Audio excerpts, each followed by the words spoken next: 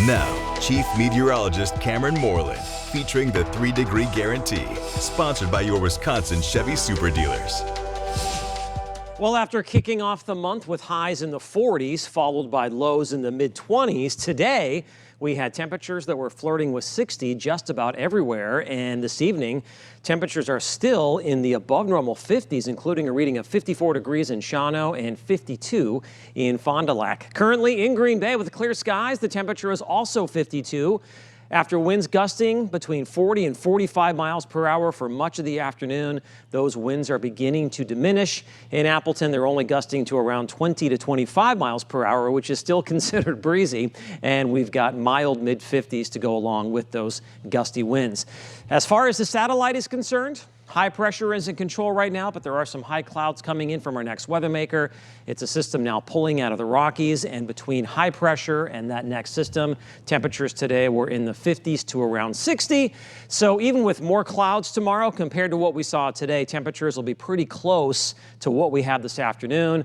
Most spots will be running about 5 to 10 degrees above normal, with highs once again getting up into the 50s. Now, as that next system moves across the Great Lakes tomorrow evening into early Wednesday morning, we will have the chance for a few showers out there. And then behind it for Wednesday afternoon, lots of sunshine and once again, warm temperatures, highs in the mid to upper 50s with gusty northwest winds returning. It looks like those winds probably around 25 to 35 miles per hour as we head through the afternoon. Now, as far as the jet stream pattern is concerned, we're going to start to see it buckle as we head into this upcoming weekend.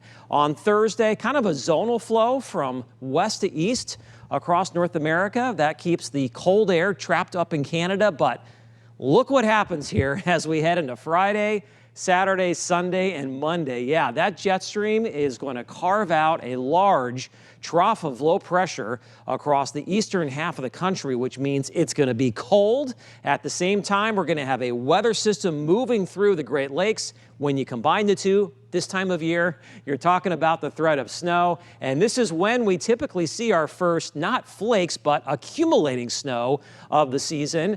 Last year, we had to wait all the way until November 20th to get the first snow, but as you take a look at this graphic, you can see 5 of the previous 6 years featured our first flakes before today, and typically in November, we end up with about 3.1 inches of snow. And over the last 5 to 6 years, we've had snowfall amounts that have ranged from a trace to as much as 9 inches. So we'll have to wait and see what happens as we move through the weekend, but the potential is there for some accumulating snow across the state of Wisconsin. Stay tuned. All right, tonight, calm winds, overnight lows getting down to around 30. Tomorrow, we'll have sunshine mixing with clouds and much less wind. My 3-degree guarantee is 58. If I can hit that high within 3 degrees, we will donate $100 to the Oshkosh Area Community Pantry. We did that last week. I forecast 55. The high was 56, which means I've now hit 56 of the last 57 3-degree guarantee forecasts. Here's a look at your 7-day forecast. Temperature staying above normal right through Friday.